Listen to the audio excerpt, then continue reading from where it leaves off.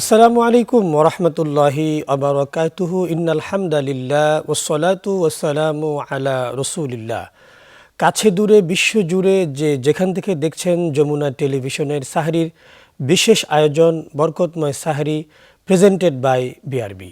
আজকের পর্বে সকলকে জানাই আন্তরিক প্রীতি, শুভেচ্ছা এবং মোবারকবাদ।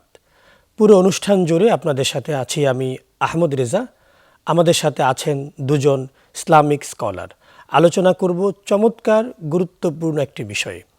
আজকের আলোচনার বিষয় রমজানে ব্যবসা বাণিজ্য। চলুন প্রথমে আমরা আমাদের আমন্ত্রিত মেহমানদের সাথে পরিচিত হই।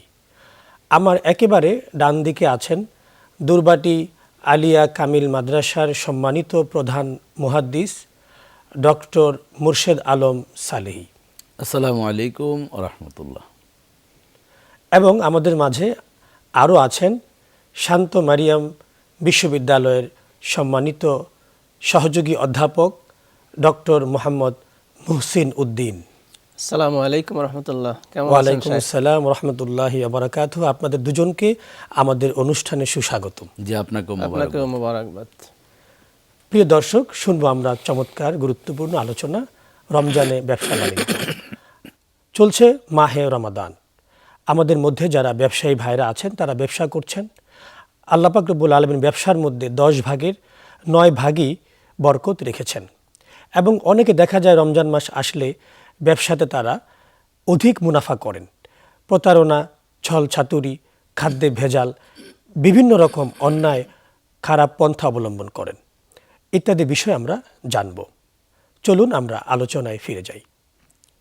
প্রথমে যাব আমরা ডক্টর সালেহী সাহেব আপনার কাছে, যে ব্যবসার মধ্যে আল্লাহ পাক কী রকম বরকত রেখেছেন? আলহামদুলিল্লাহ, সুযোগ্য উপস্থাপক অত্যন্ত গুরুত্বপূর্ণ সময় উপযোগী একটি বিষয় অবতারণা করেছেন, এই জন্য আপনাকে ধন্যবাদ জানাচ্ছি। দেখুন, পবিত্র মাহে রমাদান রাসূলুল্লাহ সাল্লাল্লাহু আলাইহি ওয়াসাল্লাম বলেন, ইউজাদু রিজকুল মুমিন, মুমিনদের রিজিককে আল্লাহ তাআলা বৃদ্ধি করে দেন। তো এই যে মুমিনদের রিজিককে বৃদ্ধি করে দেন, আল্লাহ সুবহানাহু ওয়া তাআলা মুমিনদের উপর রহমত নাজিল করেন এই পবিত্র মাহে রমাদানে। অথচ আরেক শ্রেণীর কুচক্র মহল, তারা এই রিজিকের অর্থ তাদের অধিক মুনাফার জন্য তারা সিন্ডিকেট করে থাকেন। আপনি যেমনটি বলছেন যে রিজিকের 10 ভাগের 9 ভাগই হচ্ছে ব্যবসার মধ্যে, যথার্থে আপনি একটি মুসলিম শরীফের হাদিস থেকে আপনি বলছিলেন। দেখেন, আল্লাহ সুবহানাহু ওয়া তাআলা সূরাতুল বাকারায় ইরশাদ করেন যে আহাল্লাল্লাহুল বাইআ ওয়া হাররামার রিবা, আল্লাহ তাআলা ব্যবসাকে বৈধ করেছেন। ব্যবসার মাধ্যমে সম্পদ বৃদ্ধি করা এটি কিন্তু অত্যন্ত গুরুত্বপূর্ণ একটি বিষয়। আর এর সাথে সাথেই বলছেন সুদকে আল্লাহ তাআলা নিষিদ্ধ করেছেন, হারাম করেছেন। দেখেন, ইমাম গাজ্জালী রহমতুল্লাহ আলাইহি চমৎকার 3টি পয়েন্ট বলেছেন, যেটি আমাদের সকলেরই দরকার। যে তিনি বলছেন যে এলেম বে বহস, মাল মে তিজারত, মুলুক মে সিয়াসত। এলেম বহস করলে বাড়ে, অর্থাৎ আমরা যত চর্চা করব, the more you read the more you learn, যতই পড়ব ততই কিন্তু আমরা শিখব। তেমনিভাবে এরপরেই বলছেন মাল মে তিজারত, অর্থাৎ ব্যবসায় মাল যত নিজের মেধা মননকে খাটিয়ে যে ব্যবসা করা হয়, সেই ব্যবসার ভিতরে কিন্তু সম্পদ বাড়তে থাকে। এরপরে বলছেন যে মুলুক মে সিয়াসত, দেশের ভিতরে যত প্রশাসনিক অবকাঠামো যেভাবে ম্যানুয়ালে আছে তেমনিভাবে বাস্তবায়ন করলে দেশটা ভালো পরিচালিত হয়। তো এখন আসুন, আমাদের যে দ্বিতীয় বিষয়টি, যে ব্যবসা সম্পদ বৃদ্ধি হয় ব্যবসার মাধ্যমে। একটা চক্র, কিছু অংশ মানুষ, আপনি যদি এটা দেখেন যে 1 কি 2% মানুষ, তাদের হাতেই কিন্তু আজকে দেখেন এই যে আমাদের মহাজনী যে সুদের পদ্ধতিটা কিছু মানুষের হাতেই কিন্তু আবদ্ধ হয়ে পড়েছে। কিন্তু অধিকাংশ মানুষগুলি 98% মানুষই কিন্তু আজ বিভিন্ন সময় আমরা যারা ভোক্তা আছি তারা কিন্তু কি হয়, মাজলুম হয়ে যায়। আপনি দেখেন এক এক সময় এক একটি বিষয়ের উপর, একটা বস্তুর উপরে জিন প্রভাব বিস্তার করে।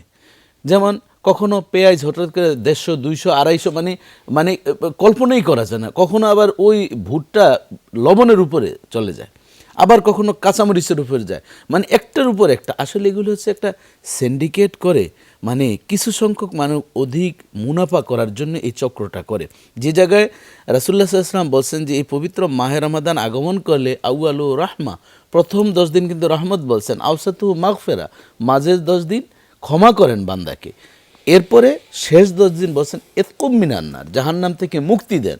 তাহলে আল্লাহর রহমত যদি আমি আশা করি, তাহলে কিভাবে আমি অধিক মুনাফা করে আমি আল্লাহর মেহমানদেরকে, এরা কিন্তু দুইউফুর রহমান, হজ করতে গেলে যেমন আল্লাহর মেহমান হয়ে যায়, যখন আল্লাহর গুণে গুণান্বিত হয়ে পবিত্র মাহে রমাদানের একটা মাস, একটা প্যাকেজ ঘোষণা করেছেন উম্মতি মুহাম্মাদের গুনাহ মাফের জন্য।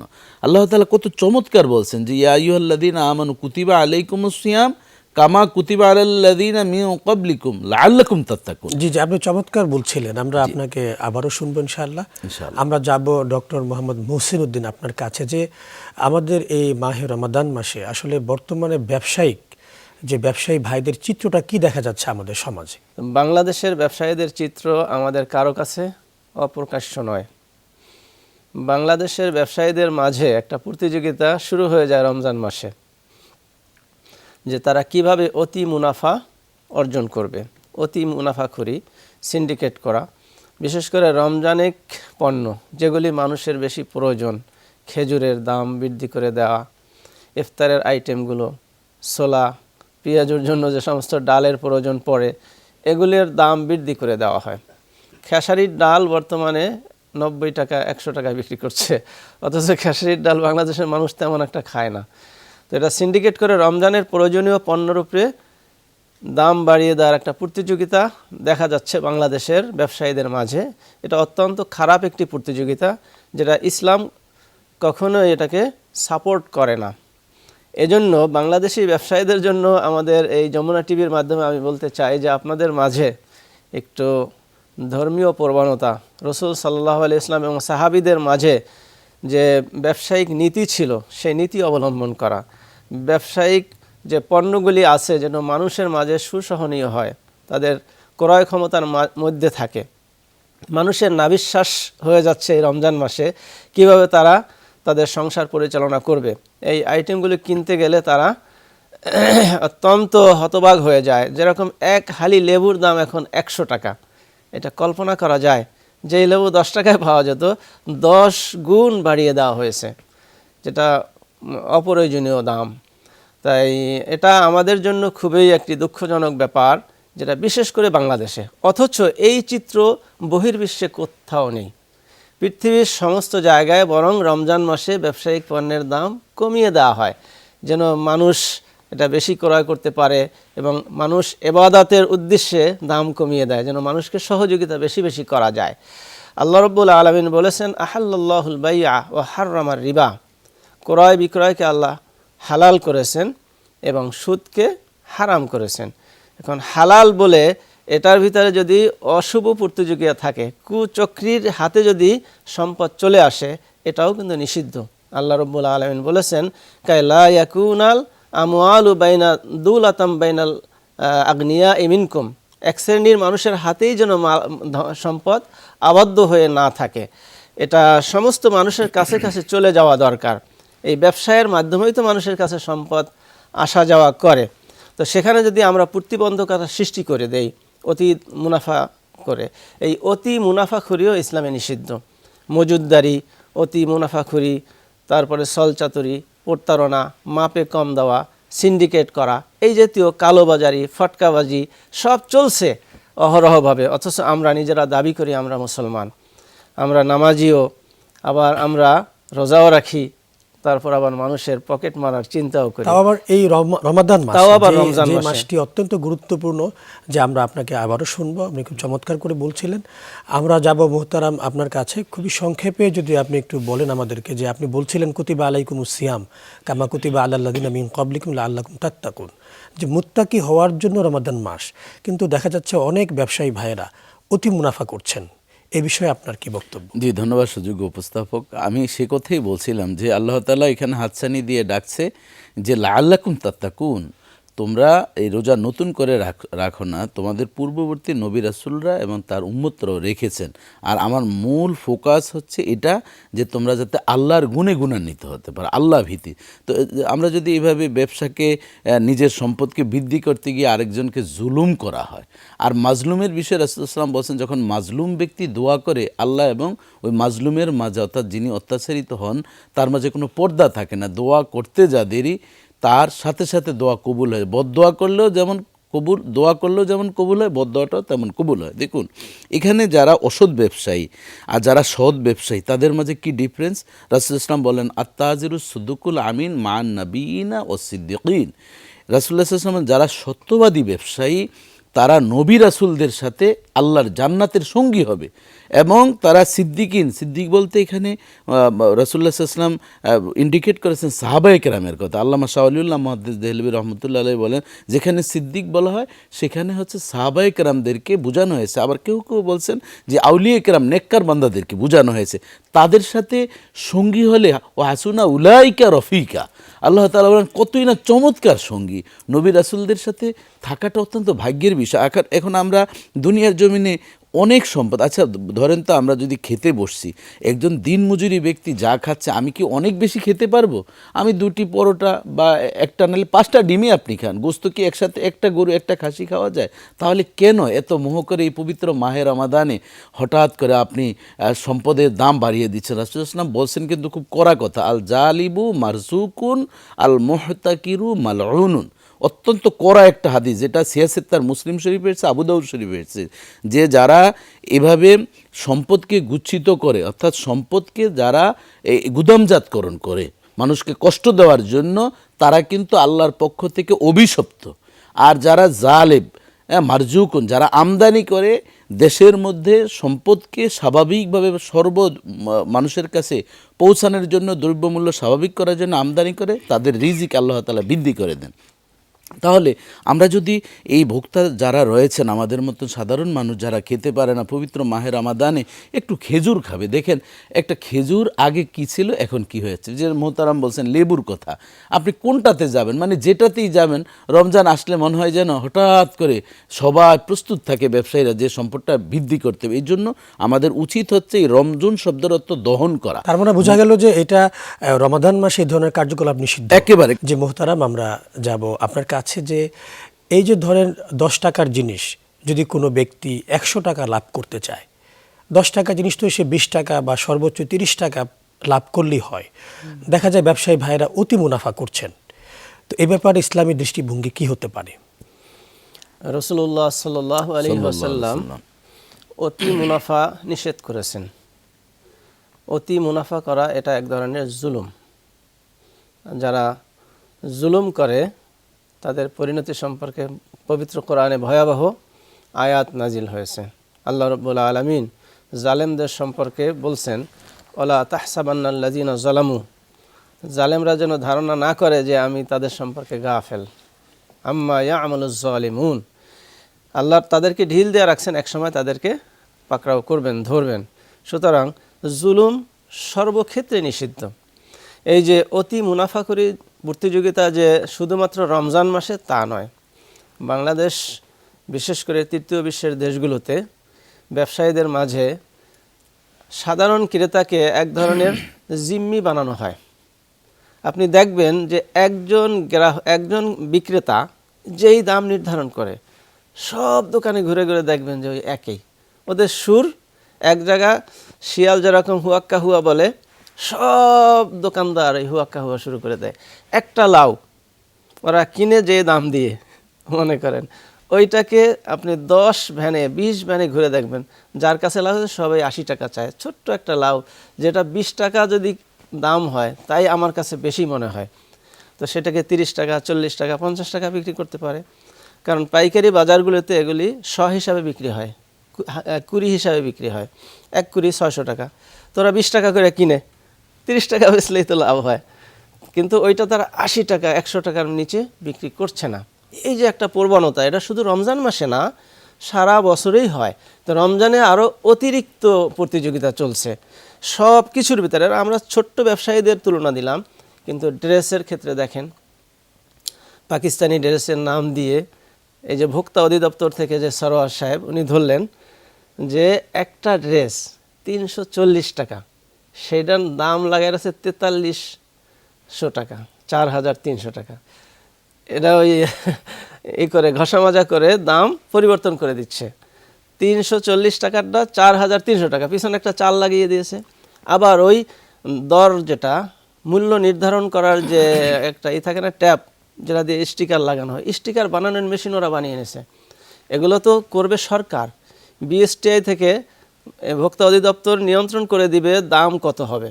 মানে আসলে দেখা যাচ্ছে কোনো কিছুর নিয়ন্ত্রণ নাই, আসলে নিয়ন্ত্রণ নাই। সবাই যার যার মতো করে ব্যবসা করছে। দেখা যাচ্ছে, আপনি ঠিকই বলেছেন, দেখা যাচ্ছে যে সবাই একটা সিন্ডিকেট তৈরি করেছে। যে আমরা শুনবো, আপনি চমৎকার বলছিলেন যে মুহতারাম ডক্টর সালেহী সাহেব, আপনার কাছে আমরা জানবো যে আমরা দেখতে পাই যে কোনো দোকানদার যদি একটা পণ্যের দাম কম রাখে, হ্যাঁ, অন্য ব্যবসায়ীরা তার বিরুদ্ধে সব একাট্টা হয়ে যায়। তো এই যে কোনো একটা ব্যবসায়ী রমাদান মাসে সে একজন গরিবের জন্য বা দুঃখী মানুষের জন্য সে যে ব্যবসা কম করতেছে, সে চাইলেও কিন্তু পারতেছে না। তো এই ব্যাপারে করণীয় কি আমাদের? ধন্যবাদ সুযোগ্য উপস্থাপক। আসলে আমাদের করণীয় বলতে ওই যে লাআল্লাকুম তাত্তাকুন, আল্লাহ ভীতি অর্জন করতে, আমাদের ভিতরে মোরালিটি, আমাদের দেখেন নীতি নৈতিকতার অবক্ষয় হওয়ার কারণেই আমরা, ইসলাম আমাদের কাছে নাই, পরকালের ভয় নাই, তার তো কিছুই নাই। যারা বলে আনসেন ইজ নাথিং, যে দুনিয়াতে যতদিন আছি খাওয়া দাওয়া পূর্তি করো, এটি হচ্ছে আমাদের মানে অ্যাম্বিশন বা মিশন বা ভিশন, যেটাই বলেন এটাই। পরকালকে যারা ভয় না করে, আর পরকালের ভয়ের জন্য কিন্তু ওহির জ্ঞান অত্যন্ত প্রয়োজন। রাসূল সাল্লাল্লাহু আলাইহি ওয়াসাল্লাম এই জন্য বলছেন যে ছোট্ট বাচ্চা যখন কথা বলা শিখে তখন তাদেরকে কোরআনের জ্ঞান শিক্ষা দেয়। তা আউয়ালুল কালাম মিন জাওফি আলিফ, প্রথম যাতে সন্তানের মুখ থেকে আলিফ বা তা, কিন্তু এখন তো আগডুম বাগডুম, ঘোড়ায় ডিম যে পারে, কবে পারছে, কে দেখছে, কেউই জানে না। কিন্তু এই যে ঘোড়ার ডিম শিখানো হচ্ছে, এই ঘোড়ার ডিম হওয়ার কারণে মানুষের জীবনটা এখন ঘোড়ার ডিমে হয়েছে। এবং বাংলাদেশে দেখেন পবিত্র মাহে রমাদান আসলে আমার কাছে মনে হয় যে ছুরি ধার দেয় বাকি 11 মাস।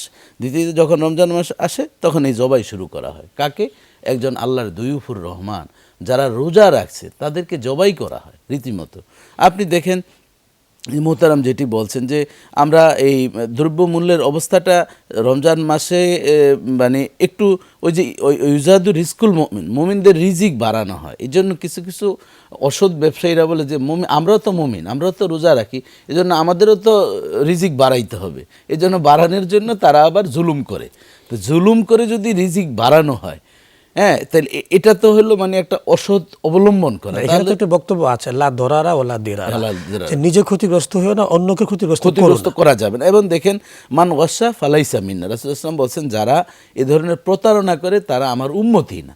তো নবীর উম্মত যদি না হতে পারি, তা আমার এই ব্যবসা বাণিজ্য করে আমি কার জন্য রেখে যাব? একবারও কি আমরা ভাবছি? রাসূলুল্লাহ সাল্লাল্লাহু আলাইহি ওয়াসাল্লাম বলছেন যে মুতু ক্বাবলা আন তামুত, তুমি আসল মরার আগে মৃত্যুটাকে নিয়ে একটু ভাবো, মৃত্যুটাকে একটু রিহার্সাল করো, তখন তুমি রেজাল্ট পেয়ে যাবে। কার জন্য? আল মালু আল বানুন জিনাতুল হায়াতিদ দুনিয়া, আল্লাহ তাআলা বলছেন এই সম্পদ এবং সন্তান হচ্ছে দুনিয়ার জিনাত। হ্যাঁ, অল আখিরাতু খায়রুন, আল্লাহ তাআলা বলছেন যে আখিরাতটা হচ্ছে কিন্তু অত্যন্ত দামি জিনিস, যেটা লিমানি তাকা, যারা আল্লাহর ভয় অন্তরের ভিতরে আছে।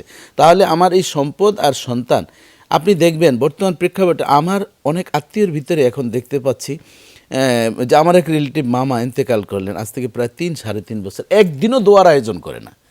আমি আমার কাজিনদেরকে বললাম যে একটু কি দোয়ার আয়োজন করা যায় না, আমি যাই, আমি গেলে তো আর আমাকে কিছু দেওয়া লাগবে না, বরং আমি নিয়ে আমার মামার জন্য দোয়া করব। কিন্তু অবাক হয়ে গেলাম, এগুলা চলে না। তাই আমি বললাম কী চলে? এই মাল চলে না? আমি তো মালের কথা বলি নাই। কয় না, এখন দোয়া টো এগুলো আর নাই। তাই আমি বললাম দোয়া কোথায় গেছে? দোয়া যার যারটা করলেই হয়, এগুলোর জন্য আনুষ্ঠানিকতার দরকার। আমি এটা তো সুবিধা আছে, তো টাকা খরচ হলো না।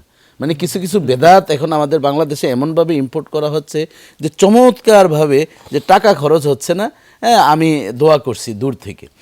দেখুন রাসূলুল্লাহ সাল্লাল্লাহু আলাইহি ওয়াসাল্লাম এক সময় বলছেন নাহাইতুকুম আন জিয়ারাতিল কুবুর, আমি তোমাদেরকে কবর জিয়ারত করতে নিষেধ করেছি। কেন? আলী রাদিয়াল্লাহু তাআলাকে শিব বানিয়েছিলেন মদিনায়, যখন গম্বুজ করে কবর পূজা হতো।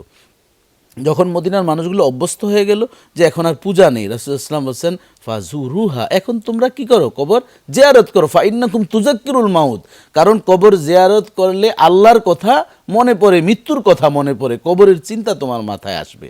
তাহলে এখানে দেখেন, যদি মৃত্যুর কথা যদি মনে পড়তো, তাহলে দ্রব্যমূল্য এভাবে বৃদ্ধি করে মানুষদেরকে কষ্ট দিত না। বরং রমজান মাস আসলে একটু মাথায় চিন্তা রাখা উচিত যে আল্লাহর মেহমানগুলো আল্লাহর গুণে গুণান্বিত হচ্ছে।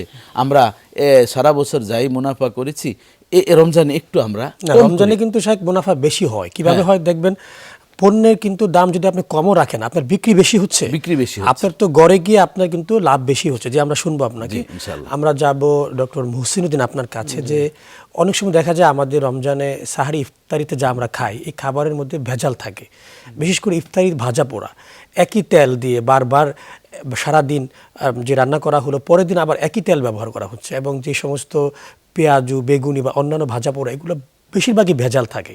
তো ব্যবসায়ীরা মনে করেন যে একটু ভেজাল দিয়ে কম যদি পুঁজি খাটানো যায়, লাভ বেশি করা যাবে। এই ব্যাপারে ইসলাম কি বলে? ধন্যবাদ উপস্থাপক। এই যে মান গস্যা ফালাইসা মিন্না, রাসূল সাল্লাল্লাহু আলাইহি ওয়াসাল্লাম বলছেন যে ধোঁকা দিবে, প্রতারণা করবে, সে আমাদের উম্মতের অন্তর্ভুক্ত নয়।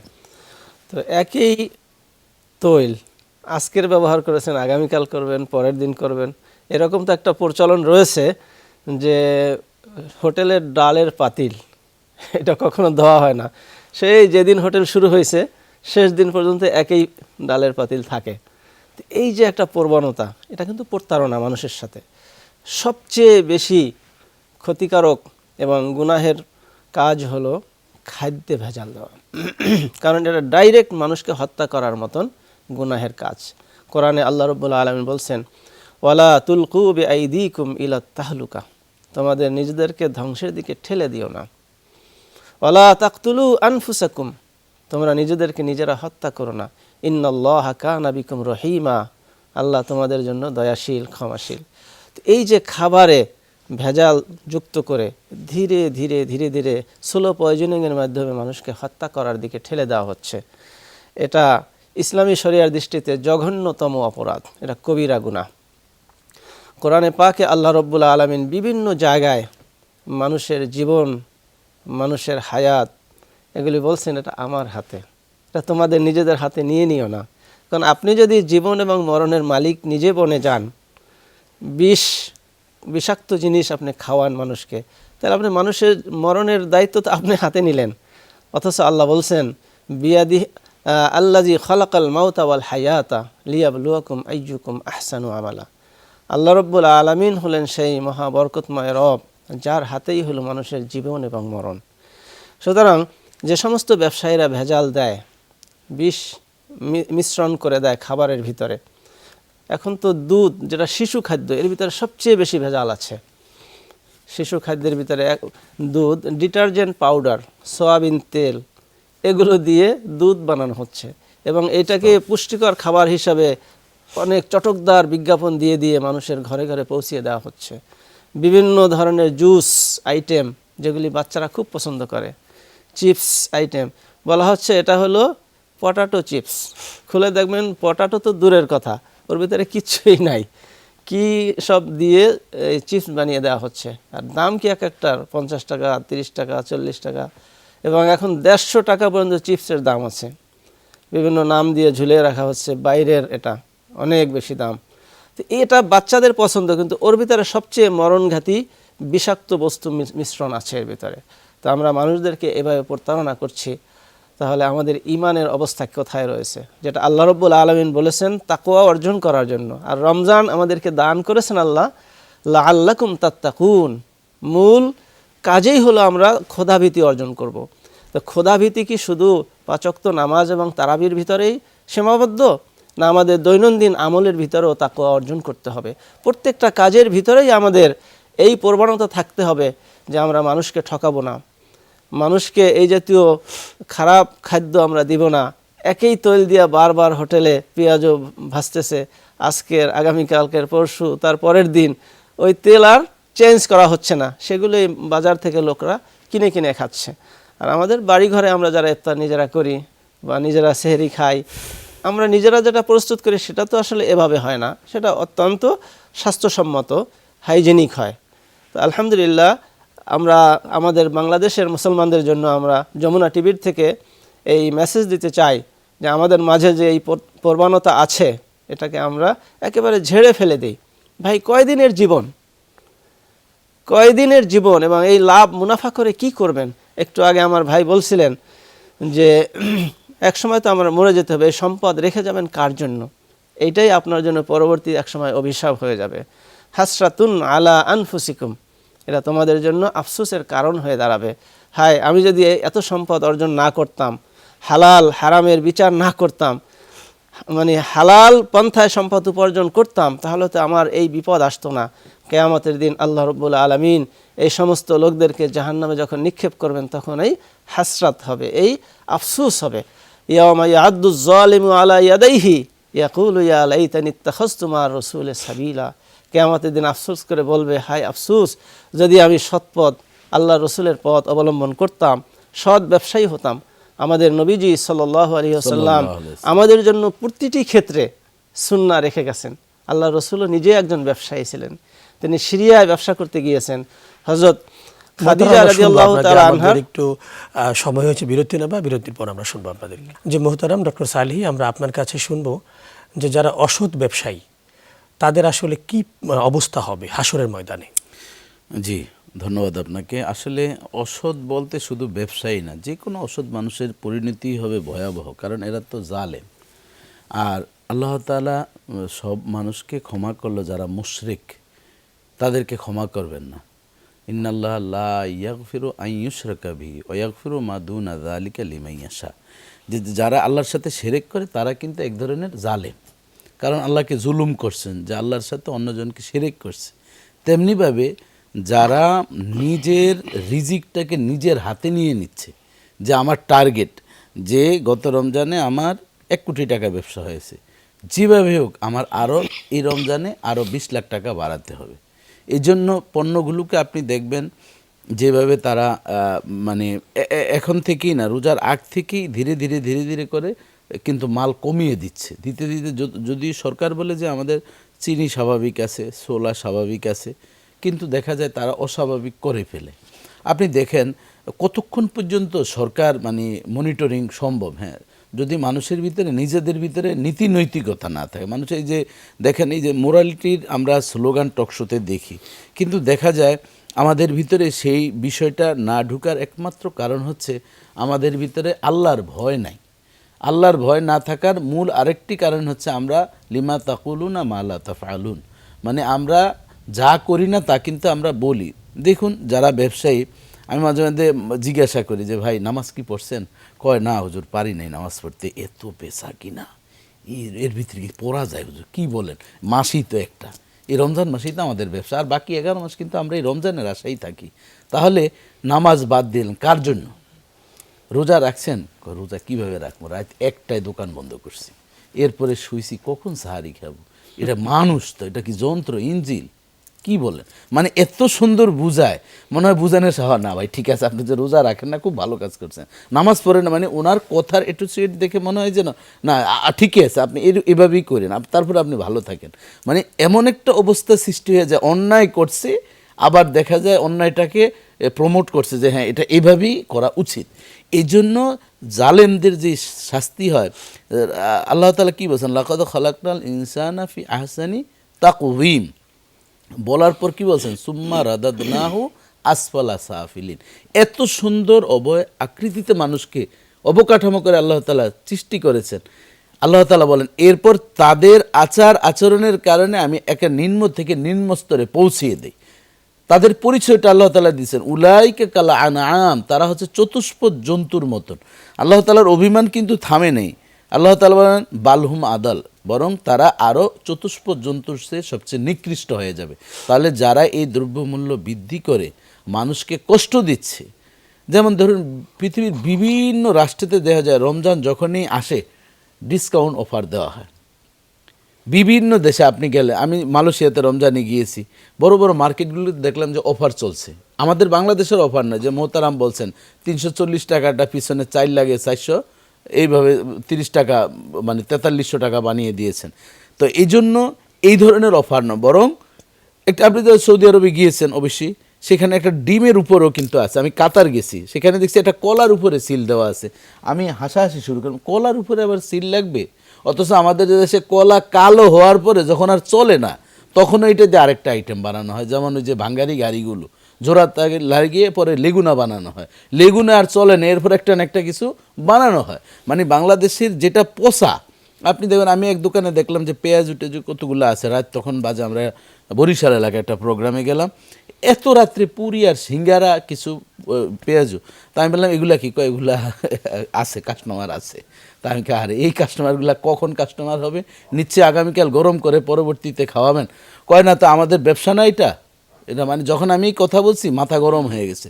তাহলে এই পবিত্র মাহে রামাদানে যারা মানুষকে ঠগাচ্ছেন, লিভারটাকে নষ্ট করে দিচ্ছেন, এটার জন্য মান কতালা নাফসান বিগয়রি নাফসান আও ফাসাদিন ফিল আরদি ফাকান্নামা কতালান নাসা জামিয়া, আল্লাহ তাআলা বলে এরকম যদি মানুষকে, একজন মানুষকে এই ধরনের অসৎ উপায়ের মাধ্যমে হত্যা করা, গোটা পৃথিবীর মানুষকে হত্যা করলে যেই গুনাহ সেই গুনাহ কিন্তু আমলনামায় আসবে। এই জন্য আমাদের কিন্তু বোঝা উচিত দিন শেষে আমার মরতে হবে। আর দুনিয়াও মাজরাতুল আখিরা, এই দুনিয়াটা হচ্ছে পরকালের কিন্তু একটা খেলার মাঠ, ফসল। আপনি জমিনের ভিতরে চাষাবাদ, কীটনাশক যথাসময়ে যথোপযুক্ত দিবেন, ভালো ফসল পাবেন। এখানে যদি ভেজাল করেন, ওষুধ বেশি দিয়েছেন, খুব বেশি ফলন হবে, এটা মরে যাবে গাছ। এই জন্য আমাদের উচিত হচ্ছে আগাছাগুলো সাফ করা। অহংকার আছে, অহংকার বাদ দিতে হবে। জুলুমের চিন্তা আছে, জুলুম বাদ দিবেন। আজকে দেখেন যেসব মানুষগুলোকে নিয়ে আমরা ইতিহাসে যাদের নামগুলো আছে, আমাদের প্রিয় নবী মুহাম্মদ সাল্লাল্লাহু আলাইহি সাল্লামের নামটা দেখেন, দি 100 বই মাইকেল হার্ড লিখেছেন। উনি বলতেছেন আমি একবার নয়, দুইবার নয়, 33 বার আমি মোহাম্মদুর রাসূলুল্লাহর নামটা কাটছি, যে আমি আরেকজনকে হয়তো আমি দিব, কাকে? সক্রেটিসকে দিব। বারবার চিন্তা আসলো 33 বার আমার অজান্তে মোহাম্মদুর রাসূলুল্লাহ সাল্লাল্লাহু আলাইহি ওয়াসাল্লামের নামটা 1 নম্বরে চলে আসছে। কেন?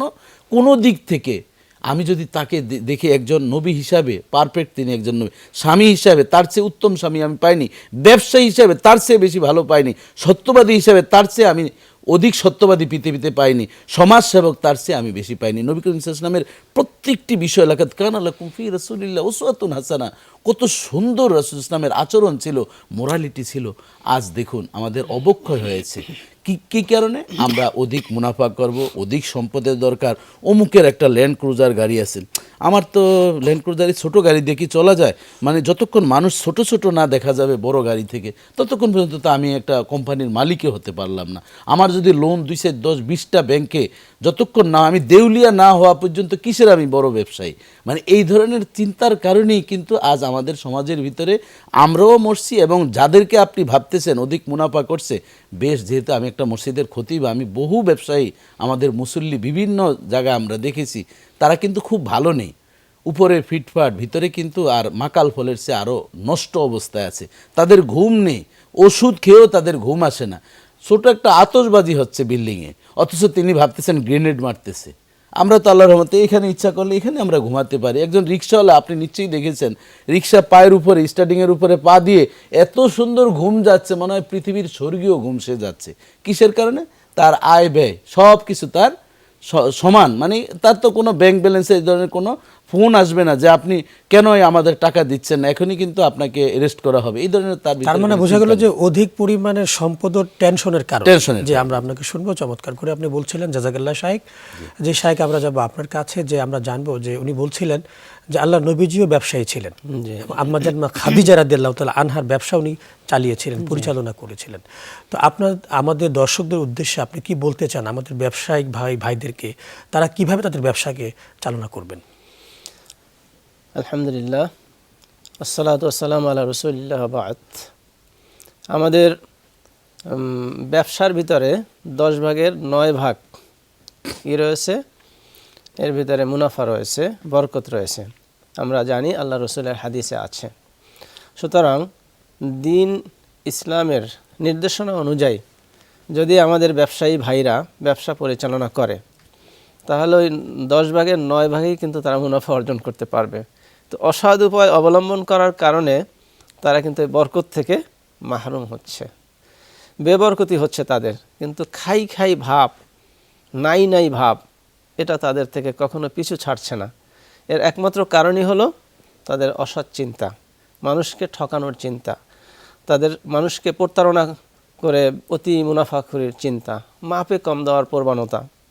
অথচ মাপে কম দেওয়াটা যে কত বড় অপরাধ, ভয়াবহ অপরাধ, এটা তারা চিন্তাও করছে না। ওয়াইলুল লিল মুতাফফিফিন। হ্যাঁ, একটা জাতিকে আল্লাহ রাব্বুল আলামিন ধ্বংস করে দিয়েছেন। হযরত শুআয়ব আলা নবিয়িনা আলাইহিস সালাতু ওয়াস সালামের সম্প্রদায় মাপে কম দিত। এখন আপনি চিন্তা করেন, আমাদের সমাজে যারা ব্যবসায়ী, যে কাপড় বিক্রি করে গজ মেপে, বেশি জোরে টান দিয়া তারপরে মাপে, বেশি টানলে ওরা তো একটু বলে, তো 1 ইঞ্চি কম দিতে পারলে ওর শেষে গিয়ে 40 ইঞ্চি যে মুহতারাম বলছিলেন জাতিকে ধ্বংস করা, যদি এটা একটু আমাদেরকে বিস্তারিত বলতেন। হযরত সামুদ, হযরত শুআয়ব আলাইহিস সালামের সম্প্রদায় মাপে কম দিত, এজন্য আল্লাহ রাব্বুল আলামিন এই সম্প্রদায়কে ধ্বংস করেছেন, হালাক করেছেন। এই সম্প্রদায়টা বসবাস করত জর্ডান এবং বর্তমানে যে সিরিয়া এর মধ্যবর্তী একটা এলাকায়। এদেরকে বলা হতো আসহাবুল আইকা, আবার এদের বিভিন্ন নামে ডাকা হয়েছে, কওমে শুআয়ব নামেও তাদেরকে ডাকা হয়েছে। হযরত শুআয়ব আলাইহিস সালাম তাদেরকে মাপে কম দেওয়া থেকে নিষেধ করছেন। তারা তাকে উপহাস করত যে আসছে একজন সুফি, হ্যাঁ আপনি আমাদের তার কথা বলবেন। তারা বলতো যে হে শুআয়ব, তুমি যা বলছো এটা কখনোই ঠিক নয়, আমরা ব্যবসা করব, যেটা ইচ্ছে তাই করব, আমরা অতিরিক্ত সম্পদ অর্জন করব, তুমি এখানে মাঝখানে আবার কেন নাক গলাচ্ছ? হযরত শুআয়ব আলাইহিস সালাম বলছেন যে যদি তোমরা এটা পরিবর্তন না করো, মানুষের উপর ইনসাফ না করো, তাহলে আযাব আসবে। তো তারা বলছে তুমি আযাব এনে আমাদেরকে দেখাও, চ্যালেঞ্জ করছে। হযরত শুআয়ব আলাইহিস সালাম তখন তাদেরকে বলল যে তোমাদের উপরে আল্লাহর আযাব আসবে, অপেক্ষা করো। ফারতাকিব ইন্নাকুম মুরতাকিবুন, আযাব আসতেছে। সুতরাং তাদের উপরে কালো মেঘ আসলো, মেঘ থেকে অগ্নিবর্ষণ হলো এবং পুরো জাতিকে সমূলে আল্লাহ ধ্বংস করে দিলেন। এটা এজন্য একটা পূর্ণাঙ্গ সূরা কোরআন শরীফে আল্লাহ নাজিল করেছেন, সূরা মুতাফফিফিন। ওয়াইলুল লিল মুতাফফিফিন আল্লাযীনা ইযা তালু আলান নাসি ইস্তাওফুন ওয়া ইযা কালুহুম আও ওয়াজানুহুম ইখসিরুন আলা ইয়াযুন্নু উলাইকা আন্নাহুম মাবউসুন লিয়াউমিন আযীম ইয়াওমা ইয়াকুমুন নাসু লিরাব্বিল আলামিন।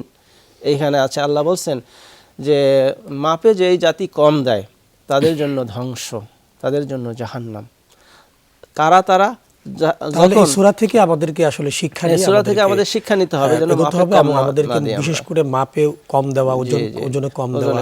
এবং আমরা দেখতে পাচ্ছি মুহতারাম অনলাইন বিজনেসে যে প্রতারণা, যেই ছবিটা দেয়া থাকে ওই ছবিটা আনার পরে আমরা দেখতে পাই ওই ঠিক ওইরকম থাকে না, একটা নতুন প্রোডাক্ট মনে হচ্ছে যে এটা তো আমি অর্ডার করিনি। তো এই ব্যাপারে খুব সংক্ষিপ্তভাবে যদি আপনি আমাদেরকে বলতেন।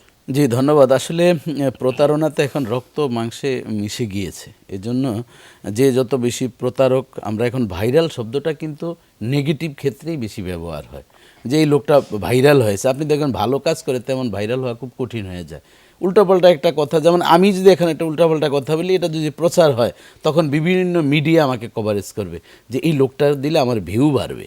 এই জন্য দেখবেন আপনি এই ভাইরাল শব্দটা এত একটা প্রাণঘাতীর মতন এখন একটা সমস্যা হয়েছে। যেই পেজ বেশি ভিউ থাকে, সাবস্ক্রাইব বেশি হয়, তখন ভাবে যে এটাই সঠিক। তখন এরা আবার দেখা যায় তাদের কিছু লিঙ্কের মানুষগুলো এই ধরনের প্রতারণা করে, যেটা রাসূল ইসলাম তো ডাইরেক্ট হাদিসে, এর আগে আমরা হাদিসটি বারবারই বলছি যে মান গাশা ফালাইসা মিন্না, যে যারা এই ধরনের প্রতারণা করে যে কোনোভাবেই হোক সে আমার উম্মতের অন্তর্ভুক্ত না। এটা রাসূল ইসলামের স্রেফ কথা। তো নবীজির যদি উম্মতই না হতে পারে হাশরের ময়দানে আমি কি নিয়ে দাঁড়াবো?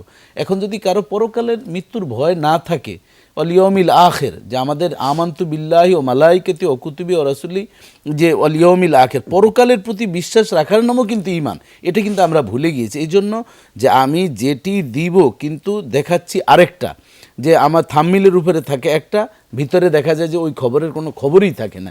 এই প্রত্যেকটার জন্যই কুল্লুকুম রাইন ও কুল্লুকুম মাসউলুন আন রাইয়াতিহি, বুখারী শরীফের হাদিস, খুব কঠিন হাদিস, যে প্রত্যেকেই দায়িত্বশীল, প্রত্যেকের যার যার দায়িত্ব পালনের বিষয়ে কড়াই গণ্ডা আল্লাহর দরবার হিসাব নাকি করতে হবে। আন উমরিহি, 5টা প্রশ্ন কিন্তু করা হবে। লা ইউজালু হাত্তা কাদামাই আদম হাত্তা ইউসআল আন খামসিন, যে 5টা প্রশ্ন যতক্ষণ পর্যন্ত উত্তর না দিতে পারবে কেউ কিন্তু আল্লাহর সামনে থেকে যেতে পারবে না। 1 নম্বর আন উমরিহি ফিমা আফনাহু, তোমার এই জীবনকালটা তুমি কিভাবে কাটিয়েছো, বিশেষভাবে বলছেন যখন গুনাহ বেশি হয়। আন শাবাবি ফিমা আবলাহু, আপনি দেখবেন এই যে যারা উদ্যোক্তা এবং যারা এই ব্যবসাগুলো করে সবাই যুবক, মানে বোঝা গেল যে এদেরকে অবশ্যই ধরা, অবশ্যই ধরা, যুবক সহ এদেরকে ধরা। খুব চমৎকার করে বলছিলেন। আমরা অনুষ্ঠানের শেষ পর্যায়ে চলে এসেছি। প্রিয় দর্শক, আপনারা দেখছিলেন প্রিয় অনুষ্ঠান বরকতময় সাহেরি প্রেজেন্টেড বাই বিআরবি। আমরা শুনছিলাম চমৎকার আলোচনা যে মাহে রমজানে আমাদের ব্যবসায়ী ভাইদের উদ্দেশ্যে যে চমৎকার সমসাময়িক জীবন ঘনিষ্ঠ আলোচনাগুলো হয়েছে, আমরা সেগুলো মানার চেষ্টা করব। বিশেষ করে অনলাইন প্রতারণা, অনলাইন ব্যবসার মধ্যে আমাদের বর্তমানে দেখতে পাচ্ছি চমৎকারভাবে আমাদেরকে প্রতারণা করা হচ্ছে, আমরা সেখান থেকে দূরে থাকব। পরবর্তী অনুষ্ঠান দেখার আমন্ত্রণ জানিয়ে আজকের মতো এখানে শেষ করছি। আসসালামু আলাইকুম ওয়া রাহমাতুল্লাহি ওয়া বারাকাতুহু।